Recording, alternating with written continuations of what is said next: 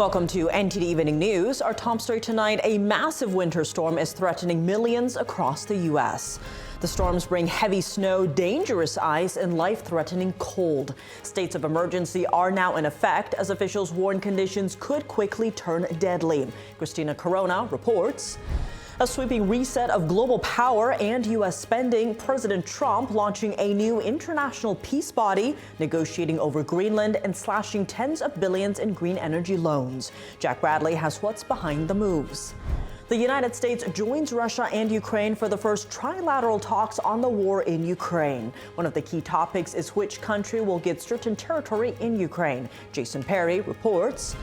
ICE authorities provide the full story of a case involving a child seen in custody this week in Minnesota. Jason Blair reports. And House lawmakers avert a partial government shutdown, passing the final funding bills. Some Democrats facing scrutiny from their left flank for helping Republicans fund the DHS and ICE. Melina Weiskup reports.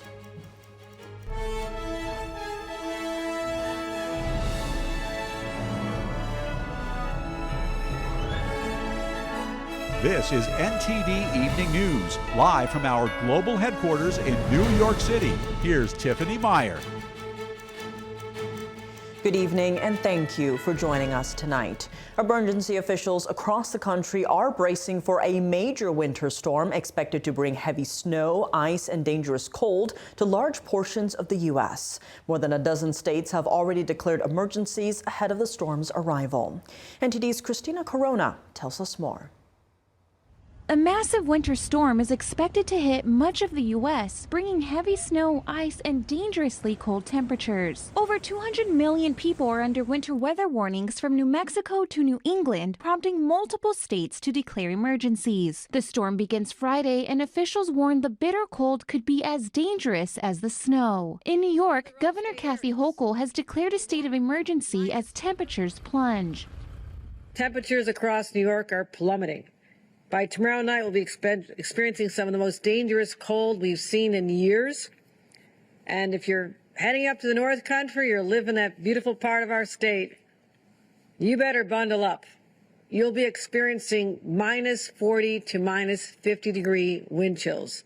Forecasters say snow totals are climbing, with up to 18 inches possible in parts of New York. Utility crews across the state are on standby in case power is knocked out. In Washington, D.C., Mayor Muriel Bowser is urging people to seek shelter as dangerously cold conditions move in. The city has also requested assistance from the D.C. National Guard to help first responders navigate the storm. Further south, officials are preparing roadways and urging residents to have emergency kits ready as the winter storm approaches. The NCDOT has already put down 2.8 million gallons of brine to pre-treat the roads and is ready to salt the roads and plow them once the storm begins.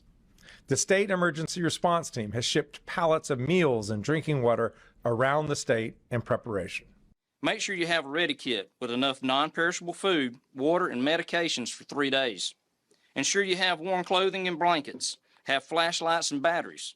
Forecasters warn the storm could down trees and power lines, causing outages and dangerous travel. Hundreds of flights have already been delayed or canceled nationwide, with major disruptions in Dallas, Atlanta, Washington, D.C., and New York. Christina Corona, NTD News. ICE says that an abandoned child has been reunited with his father. According to ICE, the father initially left the child in a car while attempting to evade arrest. NTD correspondent Jason Blair has the story. That false media narrative that was pushed out yesterday was, well, it was false. He remains with his family. ICE senior official Marcos Charles gives the timeline for the case of a child that was seen in ICE custody on Wednesday. Charles says that agents were targeting an illegal immigrant. They found the suspect in his vehicle with his child. Arias fled from law enforcement on foot, abandoning his child in the middle of winter in a vehicle. Charles says that agents got the child some food and eventually took him to a residence where family members of the child lived. Tragically, when we approached the door of his residence, the people inside refused to take him in and open the door. There have been reports that ICE was targeting the child and used him to try to get family members to open the door at the house. And one lawmaker alleged that the child was being used as bait to try to get the father. A 5-year-old boy They took him and used him to lure his father out, and now they've detained them both. However, Charles says that agents had already apprehended the father and that they were trying to unite the child with family after the father had abandoned him.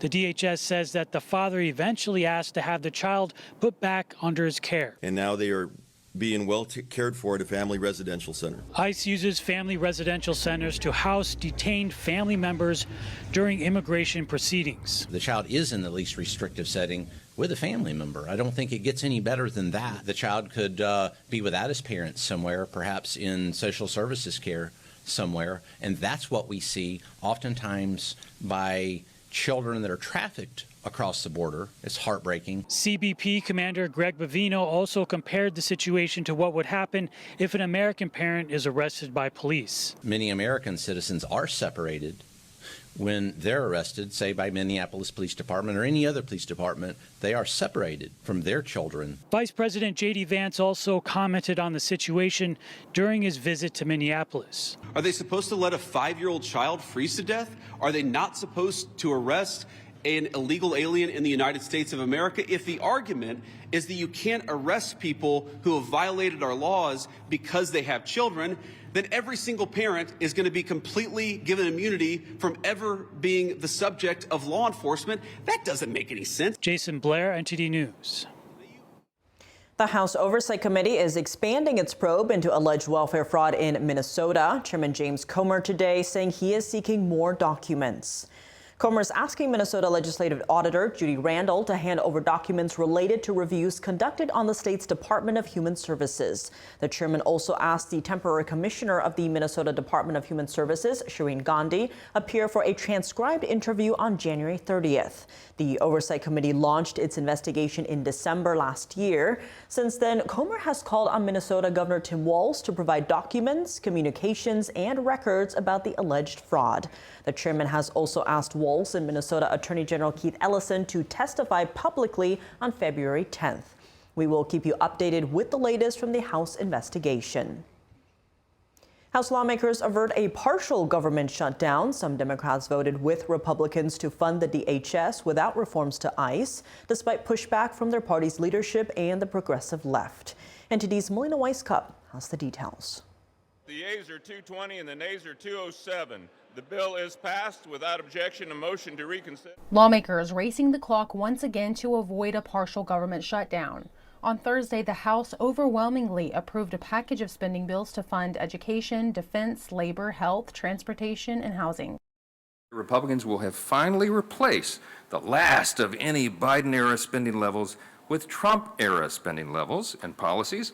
We've spent less, we've saved more taxpayer dollars, we've codified efforts to remove waste and fraud and abuse.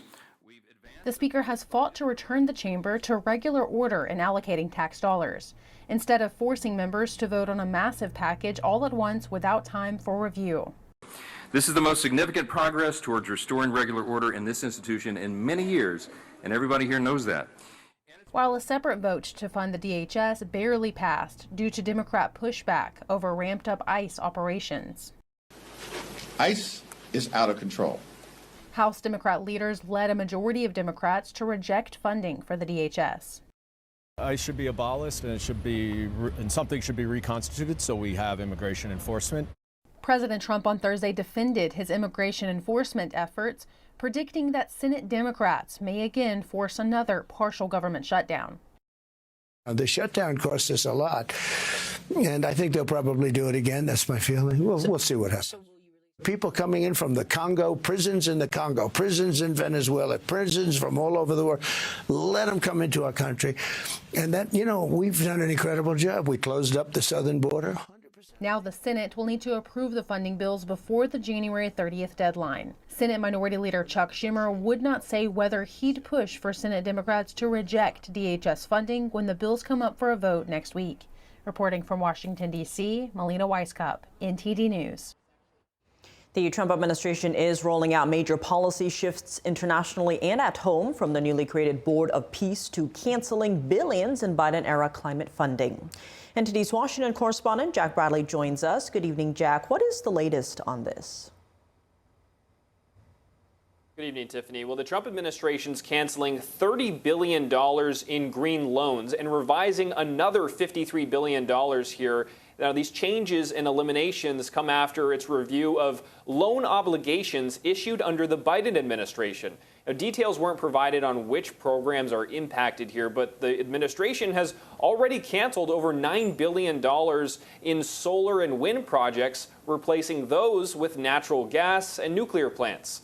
Now, those domestic moves comes as President Trump is also reshaping U.S. policy on the world stage, launching a new Board of Peace, negotiating over Greenland, and pressing for a new vision of global security. Take a look. It's going to be a great board. That'll be a board, I think, like no other. President Trump rolling out of Davos, Switzerland after forming a new international body, the Board of Peace, one that could reshape global diplomacy and defense. Trump says it might eventually replace the United Nations, pitching the board as a force to enforce ceasefires, starting with Gaza. People that are living so poorly are going to be living so well. And many countries already committing to fund the alliance. Some of the countries have already put up $1 billion. Some of the countries have already put up much more than that. I mean, that's a lot of money, but it's nothing compared to the value of peace. But Trump uninvited Canadian Prime Minister Mark Carney from serving on the Board of Peace after he said this. Great powers have begun using economic integration as weapons. Tariffs as leverage, financial infrastructure as coercion, supply chains as vulnerabilities to be exploited. Trump wrote on Truth Social on Friday, Canada is against the Golden Dome being built over Greenland, even though the Golden Dome would protect Canada. Instead, they voted in favor of doing business with China, who will eat them up within the first year.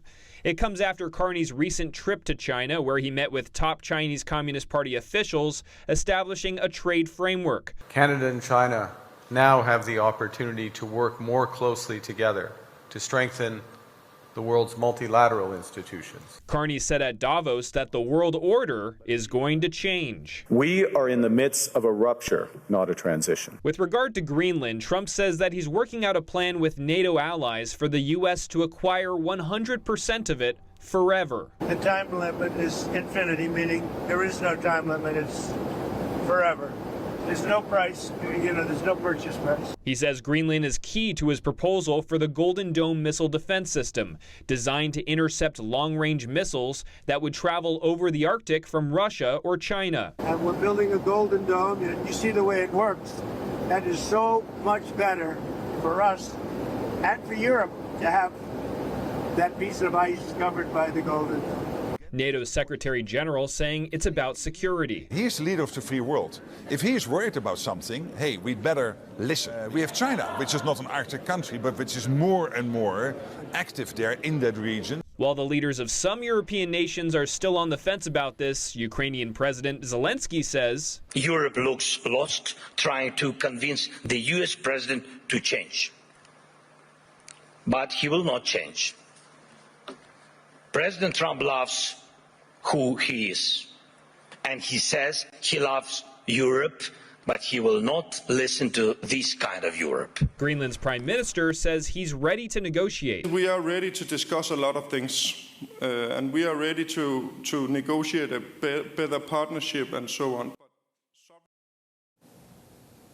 A lot of movement on the Greenland aspect, but back to the Board of Peace. Its charter has not yet been released, but it's a bold initiative for sure that's raising questions about how successful of a diplomatic breakthrough it can become and whether it will eventually replace the United Nations, as Trump has suggested. Tiffany? All right, Jack, thanks for those updates. Delegations from the United States, Russia, and Ukraine held the first trilateral talks on the war in Ukraine. One of the major sticking points to reaching a peace deal between Russia and Ukraine is which country will get certain territory in Ukraine. NTD's Jason Perry has the details. The United Arab Emirates on Friday hosted what is known as the first trilateral talks on the war in Ukraine. Delegations from Russia, Ukraine, and the United States met in Abu Dhabi to negotiate a possible end to the war that's been going on for almost 4 years now. The UAE's president was seen sitting with President Trump's son-in-law, Jared Kushner, U.S. envoy Steve Witkoff, Ukraine's secretary of the National Security and Defense Council, and Russia's head of the main directorate of the General Staff of the Russian Armed Forces. And a major part of the negotiations is over a piece of land in eastern Ukraine, which has been a key sticking point in efforts to reach an agreement to end the war. Kremlin spokesman Dmitry Peskov said this. Russia's position is well known. Ukraine and its armed forces must leave the territory of Donbass and be withdrawn from there. This is a very important condition. However, Ukrainian President Vladimir Zelenskyy has refused to give up land that Russia has not been able to capture in 4 years of fighting. It is necessary that not only Ukraine wants to end this war and achieve complete security, but that a similar desire somehow arises in Russia as well. Zelenskyy also said he was willing to withdraw troops from eastern Ukraine if Russia does the same, and the area becomes a demilitarized zone monitored by international forces. Meanwhile, in Ukraine, the country's top energy executive said he hoped for a so-called energy ceasefire that would stop Russian attacks on Ukraine's energy infrastructure, which has left, according to the EU, over 1 million people without power. Russia says it's targeting military and energy infrastructure used in the interest of Ukraine's armed forces. And Poland has begun sending hundreds of generators to Ukraine to help provide electricity to residents who have been facing freezing temperatures. Meanwhile, France released video on Friday showing troops intercepting a ship in the Mediterranean Sea. The ship is suspected of being a Russian Shadow Fleet tanker sailing under a false flag and is now under investigation. Russia has been known to use such vessels to avoid sanctions, and it continues to sell millions of barrels of oil to countries such as India and China. Jason Perry, NTD News. U.S. allies have begun to emulate the Trump administration's new approach to foreign policy in Latin America, Europe, and with regards to the threat of the CCP in China. Our Washington correspondent Luis Martinez has the details. Ukrainian President Volodymyr Zelenskyy was critical of European leaders during this week's World Economic Forum in Davos for not following President Trump's leadership when facing regional authoritarian threats. Europe loves to discuss the future but avoids taking action. Why can't President Trump stop tankers from the Shadow Fleet and seize oil, but Europe doesn't? So Russian oil must be stopped and confiscated and sold for Europe's benefit. Hours later, French authorities announced the seizure of an oil tanker that had been sanctioned by the EU in the Mediterranean. With the help of British intelligence, French authorities boarded the oil tanker the Grinch, which is suspected to be part of Russia's shadow fleet it uses to illegally sell oil. Around 50% of Russia's oil sales go to China. President Trump is right. Other leaders in NATO are right. We know that China and Russia are increasingly active in the Arctic. We have to do more there. We have to protect the Arctic against Russian and Chinese influence. Ecuador, a U.S. ally in South America, announced this week it would impose 30% tariffs on Colombian goods in response to Colombia's refusal to cooperate with regards to counter-narcotic border security. Under Gustavo Petro, Colombia has broken new records in annual productions of cocaine.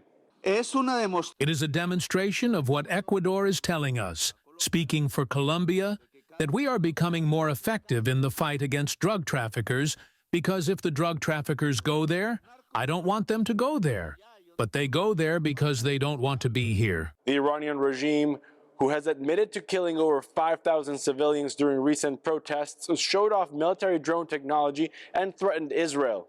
We're watching Iran. We're watching Iran. You know, we have a lot of ships going that direction, just in case. We have a big flotilla going in that direction, and we'll see what happens. It's a big force. We have a big force going toward Iran. I'd rather not see anything happen, but we're watching them very closely. It remains to be seen if the U.S. will begin to seize sanctioned oil tankers linked to Iran in the Middle East. But it is clear that U.S. allies have taken note that President Trump's foreign policy of peace through strength is yielding results. Reporting from Washington, D.C., Luis Eduardo Martinez, NTD News. As protests spread across Iran and the regime tightened its grip with internet blackouts and deadly force, what truly drives the Islamic Republic? Tonight, NTD's Steve Lance sits down with Shahrzad Ghani, publisher of the Epoch Times Persian edition, to break down Iran's unrest, the regime's Marxist Islamist roots, and China's role in backing the repression. Here's a preview. The Islamic Republic is trying to have control over all the strategic resources, just as in Marxism, and they're saying that you shouldn't let go of these strategic resources because cannot make them private. It should be all in the control of the state. The Islamic Republic is doing the same thing, like let's say talking about oil and gas, pharmaceutical, electricity, all these heavy industry, they're all in the hands of the Islamic Republic. Even insurance, like the things, banking, everything, all these important key sectors are being fully controlled by the states, which is very much Marxism elements. Catch the full conversation on One with Steve Lance tonight at 7 p.m. Eastern. Coming up, the FBI arrests former Olympic snowboarder Ryan Wedding. Director Kash Patel explaining the former athlete's drug trafficking organization. An Altoona, Pennsylvania officer testifies today in the Luigi Mangione murder case. He's helping the judge to decide whether or not to throw out evidence, including a gun and ammunition. Arlene Richards has the details. And thousands came together for the 53rd March for Life in Washington, D.C. Chris Bobb has highlights from Vice President J.D. Vance's remarks at the event after the break.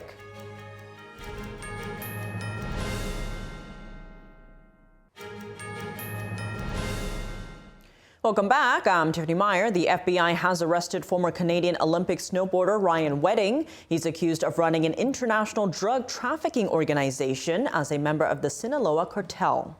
He went from an Olympic snowboarder to the largest narco trafficker in modern times. He is a modern-day El Chapo. He is a modern-day Pablo Escobar. And he thought he could evade justice. But these brave men and women put together a prosecution package, put together an investigative package, put together an operation strategy. And here we are today, bringing him to justice for trafficking hundreds of kilos of cocaine and also for the murder of innocent civilians.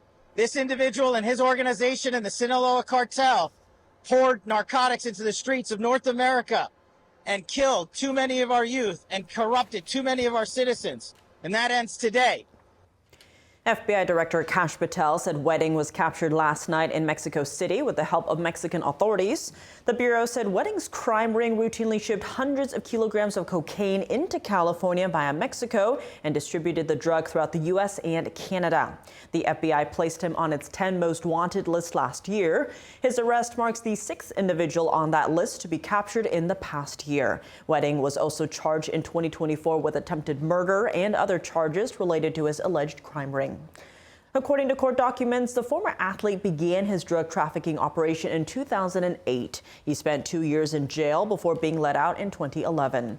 Authorities believe Wedding was hiding in Mexico for over a decade with the help of the Sinaloa cartel. Wedding is now in U.S. custody and will make his first court appearance on Monday. A hearing today in the case against Luigi Mangione, who is accused of gunning down United Healthcare CEO.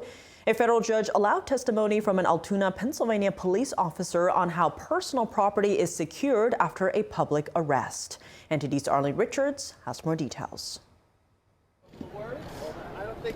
A New York federal judge on Friday in the case against Luigi Mangione, the 27-year-old man accused of killing a United Healthcare CEO, listened to testimony from an Altoona, Pennsylvania police officer. District Judge Margaret Garnett, after changing a previous ruling, allowed the officer to explain department procedures for securing, safeguarding, and inventorying the personal property of a person who has been arrested in public. Mangione's defense is hoping to have evidence found in his backpack tossed from the case before a potential federal death penalty trial. They have argued that the search of his belongings happened without a warrant. Prosecutors say police did nothing wrong and maintain that the evidence would have eventually been found since the bag was with Mangione when he was arrested. Altoona police arrested Mangione at a McDonald's restaurant in December 2024, 5 days after the murder of United Healthcare CEO Brian Thompson. Customers at the restaurant alerted the manager that Mangione might be the man seen in a surveillance photo. Several Altoona officers testified during a 3-week hearing in state court, where Mangione is also seeking to exclude key evidence found in the backpack, including ammunition and a gun. The state court judge will rule on the evidence in May. Mangione has pleaded not guilty in both cases. In a separate effort, the defense is asking that the top federal charges against Mangione be thrown out due to alleged violations of his constitutional rights. Those charges include stalking and assault with a deadly weapon. Removing those charges would block prosecutors from seeking the death penalty. Mangione is scheduled to be in court again on January 30th for a status conference. Garnett said Friday that jury selection would begin on September 8th. Scheduling of the rest of the trial, including opening statements and testimony, is contingent on whether she allows prosecutors to seek the death penalty. It's one of several issues the judge is weighing. Arlene Richards, NTD News. In Washington, D.C. today, the 53rd March for Life brought thousands together to highlight new pro-life policy steps by the Trump administration. NTD's Chris Bobb has the story. Thousands gathered in the nation's capital on Friday for the annual March for Life, the largest pro-life event in the United States. The president of the March for Life, Jenny Bradley Lichter, opened the rally by thanking the Trump administration for ending fetal tissue research and investigating government loans to affiliates of Planned Parenthood. I spoke with marchers who were eager to see more action. HHS actually just yesterday said that they're stopping the funding for aborted baby fetal cells. So this is great progress. We have to continue to speak for the truth and help guide hearts to that truth. I've always said, certainly the legislation's important. I think young people are realizing that some of the things that have happened in my lifetime are just not of God, not of the truth, and they're tired of the corruption, they're tired of the false messages, they're looking for truth. At the rally, Vice President J.D. Vance announced the expansion of the so-called Mexico City policy, a U.S. policy that restricts funding to foreign NGOs that provide or promote abortions. We're going to start blocking every international GO that performs or promotes abortion abroad from receiving $1 of U.S. money.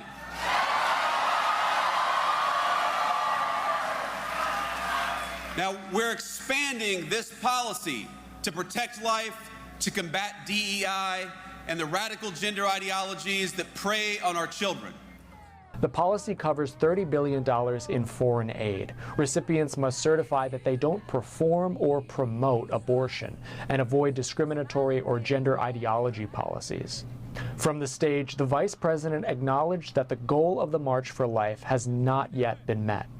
We have made tremendous strides over the last year, and we're going to continue to make strides over the next 3 years to come. But I'm a realist. I know that there is still much road ahead to travel together. Take heart in how far we've come, but don't lose sight of why we march. The March for Life has been held annually in Washington, D.C. since 1974, with the goal of making abortion unthinkable. From Washington, D.C., Chris Bobb, NTD News.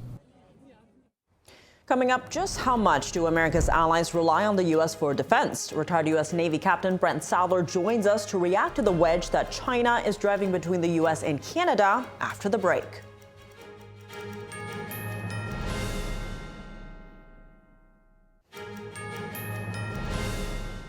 Welcome back. I'm Tiffany Meyer. As we mentioned earlier, President Trump is putting Canada on notice for drawing closer to communist China.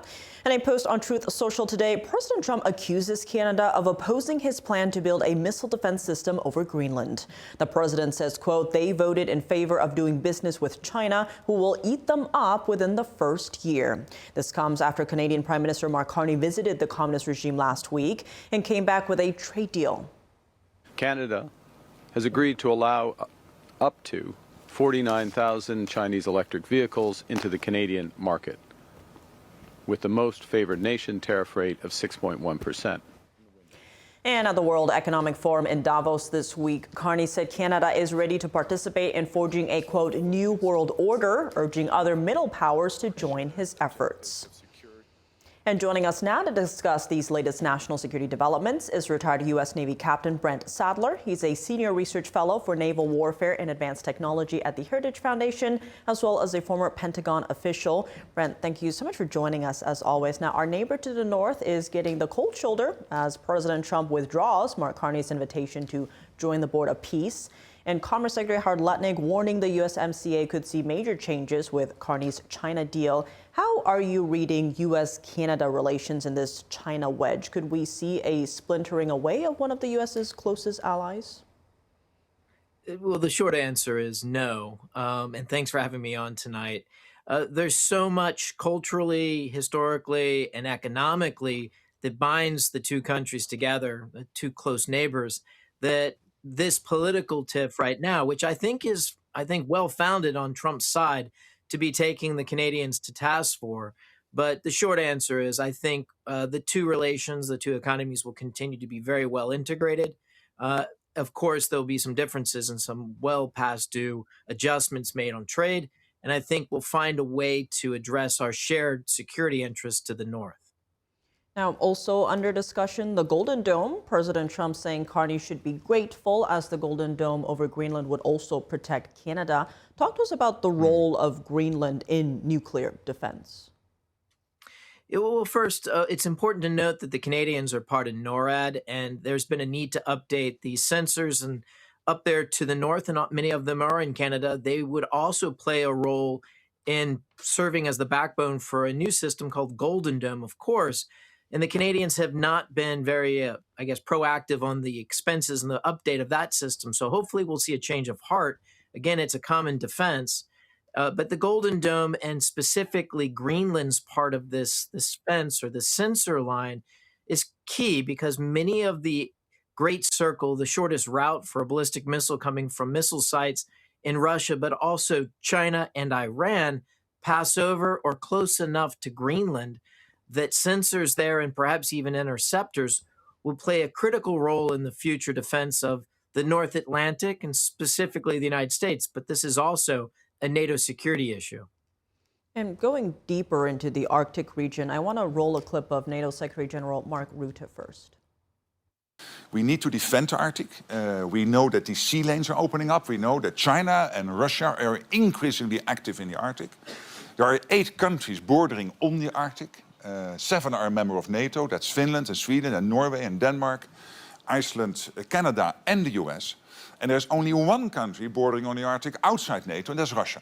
And I would argue there is a 9th country, which is China, which is increasingly active in the Arctic region. So President Trump and other leaders are right. We have to do more there. We have to protect the Arctic against Russian and Chinese influence. How significant is the support from Rutte for President Trump here? I mean, the reality is the United States is the largest and the most relevant military power in all of the NATO alliance, because for decades, many of those Western European countries, the larger economies in Europe and the NATO alliance, have not been paying nor maintaining an adequate military defense. They've been so-called free riding. And the consequence is they were not ready for when Putin invaded Ukraine in February of 2022. So Rutte, I think, is echoing the reality and is trying to channel and certainly maintain U.S. support in a healthy way. But the reality is the math, the strategic realities bear out President Trump's assertions. So it makes sense that he would echo President Trump's points. Now, to your point, Rutte also credited Trump for pushing NATO countries to increase their defense spending. Let's actually watch a clip of that now. If President Trump would not have been re-elected as President of the United States, no way, it would never have happened. So again, I'm not popular with you now because I'm defending Donald Trump, but I really believe we can be happy that he is there because he has forced us in Europe to step up, to face the consequences, that we have to take care more of our own. To your earlier point, how integral is the U.S. for ensuring the defense of other countries?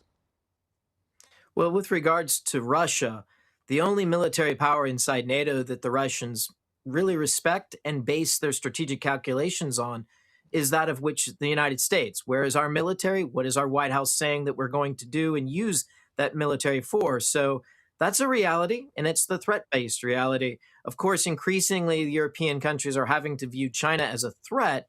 We see if we'll have any real meaningful military and security actions taken. It's part of the reason why we have a dust-up with the Danes in Greenland, to be serious. And now, in terms of bolstering defense, President Trump is criticizing the U.S. weapons industry. Actually, here's a clip of him with Fox News on that. And I asked one of the gentlemen, what are you making, sir? I make $24 million. How come it takes me 5 years to get your particular thing that they make, right? So I put a cap on that for a period of time. I said, you have to build more plants. When we need Tomahawks, I want them within 24 hours. When we need any kind of a Patriot or whatever I want to have it quickly. I don't want to be waiting 3 years for it. What kind of a thing? Why do you think it takes this long to build weapons here? There's lots of excuses given. The simplest is that Congress and too many White Houses have sent confusing signals. And the profit seeking of these industries, they're publicly traded. You can't fault them for this. We are a free market economy. So it's really beholden on the White House and Congress to change the incentive structures. And something that's being argued for, at least for shipbuilding, and I think it applies to munitions like Tomahawks and certainly heavyweight torpedoes, is to change the incentive structure in such that if industries reinvest their profits into growing their industrial capacity, hiring more workers, then that actually can be tax deferred or tax free with full 100% expensing associated. Right now, that's not the case. The benefits are balancing or paying stock buybacks and dividend payouts, and also large bonuses seem to be the order of the day to keep the shareholders happy. We need to shift the audience is not the shareholders in Wall Street. It's actually the American people and the military personnel in uniform that need to be taken top pride of preference for these decisions in industry. And Brent, zooming out here, what are you watching for in terms of China attempting to drive a wedge between the U.S. and its allies? Same play, different audience or arena. This is the same thing they've been trying for many decades. It doesn't surprise the China watchers and those familiar with their activities. Clearly, the Chinese, I think, see in Greenland, and they saw an opportunity. I think the door is closed, thankfully, for how the Western European countries in the last day or two have changed their tack and are welcoming, doing more in defense in Greenland. Chagos and Diego Garcia right now is the current state of play. Of course, the prime minister in London has pulled back the offer to effectively hand over this very strategically important chain of islands and atolls, and where the U.S. has Diego Garcia, a very strategically important base, would have been easy pickings for the Chinese. So this entropic kind of a splintering and trying to pull partners away from each other and use their own legal systems and politics against them, it's going to continue. And that's just the state of being that we need to get adjusted to and actually play the game back on the Chinese, quite frankly. Well, Captain Brent Sattler, as always, thank you so much for joining us. Thank you. Have a good night. Should President Trump send a strong message to allied nations if they're aligning with the Chinese Communist Party? NTD's Sam Wong was out on the National Mall in D.C. to hear from the people.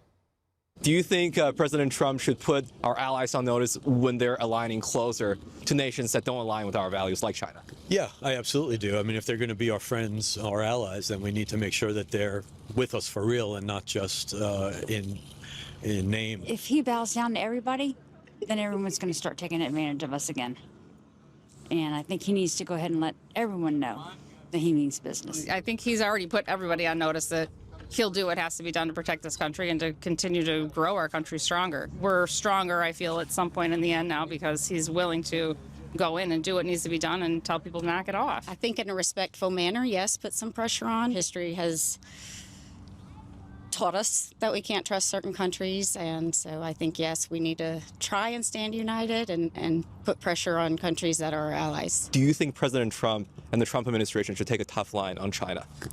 I think we absolutely should. I think the Venezuela move was, although I don't necessarily like invading another country or, deposing a leader from another country, but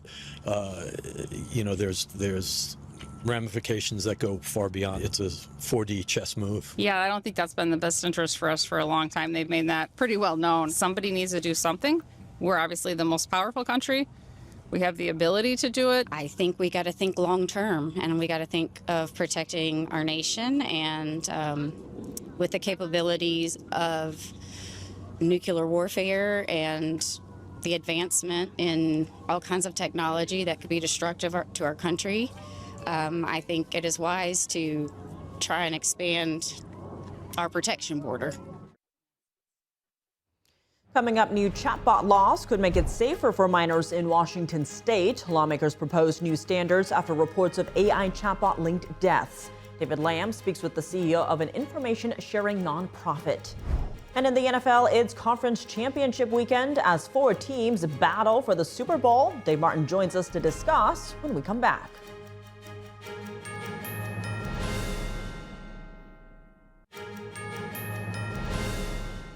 Welcome back. I'm Tiffany Meyer. After recent reports about chatbot-linked suicides, lawmakers are proposing more safeguards on artificial intelligence apps. The latest proposals come from Washington state. NTD's David Lamb has more from an information-sharing nonprofit, the Alliance for Secure AI. Brendan Steinhauser, CEO of the Alliance for Secure AI, says his organization is concerned about the possibility of artificial general intelligence, which in theory would be able to think. So we worry about that being an agent, an AI agent that could replace human beings. And it could be something that governments use to control their populations. This comes as Washington state lawmakers are considering whether to strengthen laws on AI chatbots amid concerns over youth mental health issues. Lawmakers were alarmed after reports and lawsuits about people allegedly committing suicide after extended interactions with chatbots. Brendan, some of these proposals are for implementing a reminder every 3 hours telling users that they're chatting with a non-human, and also not allowing minors to be shown explicit content. What's your reaction to this? Yeah, I think first we would like to see the big tech companies impose kind of their own policies and procedures that prevent these harms. But unfortunately, they haven't really done that. They're moving so fast in this so-called AI race that safety has really taken a backseat to profit. We're really concerned about that, and we think there is a role for states to pass legislation that would protect kids and young people from the harms of AI. If passed, the Washington law would apply to chatbots such as ChatGPT, Google Gemini, and Character.ai starting in January 2027. Steinhauser said AI is a useful tool for narrow purposes, like solving math problems and advancing science and medicine. He's also concerned about national security when it comes to exporting AI chips. On January 13th, the U.S. loosened restrictions on selling advanced AI chips to China, allowing the export of previously banned NVIDIA and AMD chips to China. If we as an American government don't get that policy right, then the CCP is going to become more powerful, not less. And so I think that export controls are a really important issue right now. David Lamb, NTD News.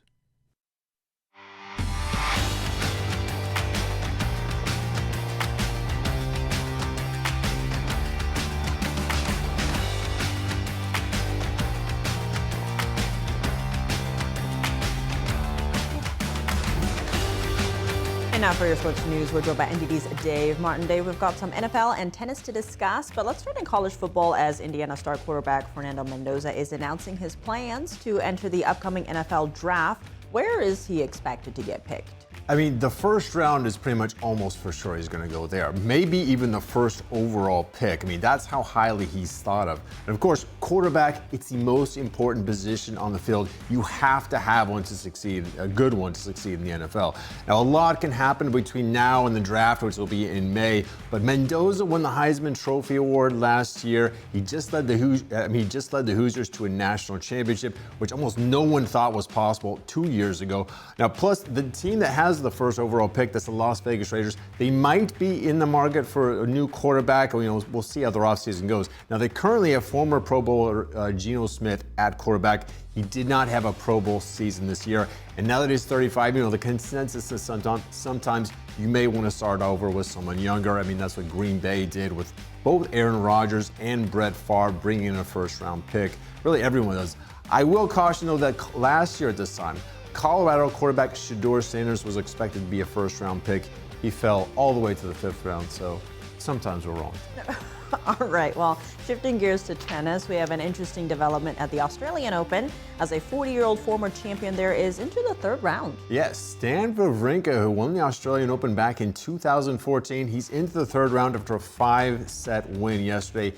He is the first 40-year-old men's player to make it this far since 1978. That's when a 44-year-old Ken Rosewall did it incredibly. Now, it's not going to be easy for Wawrinka to advance, though. Tonight, he's going to play, or early tomorrow morning at 1 a.m. Eastern Time, he's going to play 9th-ranked American Taylor Fritz. It's going to be very difficult for him to win there. Now, overall, though, on the men's side, there's been very few upsets so far. 9 of the top ranked players have advanced to the 3rd round. That includes 7th-ranked American Ben Shelton. He also plays tonight, 10:30 Eastern Time. Now, meanwhile, on the women's side, 9 of the top 10 seeds are into the 3rd round as well. 3 of those are American women. You've got 9th-ranked Madison Keys, 6th-ranked Jessica Pegula, and 4th-ranked Amanda Anisimova. All 3 are in action tonight. 2 of them are playing actually right now. Not against each other, though. Okay, well, looking at this weekend's NFL playoffs, we have a pair of conference championship games on Sunday. Who are your picks to win?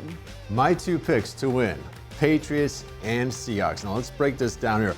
First game is New England at Denver. Now, if Broncos quarterback Bo Nix is healthy, I would pick them. Unfortunately for Denver, he got injured on the next to last play of last week's game, fractured his ankle. He is out for the rest of the playoffs. His backup, Jared Stidham, has not attempted a pass in an NFL game since 2023. Now, he is a good passer, but he does not have the running speed that Bo Nix has that really makes him a dual-threat quarterback. And without that, I really think the Broncos are going to struggle more on offense. So I'm going to take Drake May and the Patriots in the first game. In the NFC title game, it's the Rams versus the Seahawks. This is a very tough pick. Now, these are division foes. They already played twice this season. The first game, the Rams won by 2 points. The second game, they ended up losing by 1 point. So both games were very close. I really feel, though, like Sam Darnold and the Patriots kind of on the mission. Now, Darnold was with Minnesota last year. He struggled in the playoffs. I think he really seems resolved to erase that. Plus, the Seahawks, they have a very, very tough defense, very tough at home, and this is going to be played in Seattle. So Sunday, the schedule is like this. New England is at Denver at 3 p.m. Eastern Time. Then at 6:30, LA Rams are at Seattle. Got all that, Tiff? Well, I know you'll be busy, so as always, thanks for joining us. Thank you, Tiff. And that's all for today's news. Thanks for tuning in. I'm Tiffany Meyer. Good night.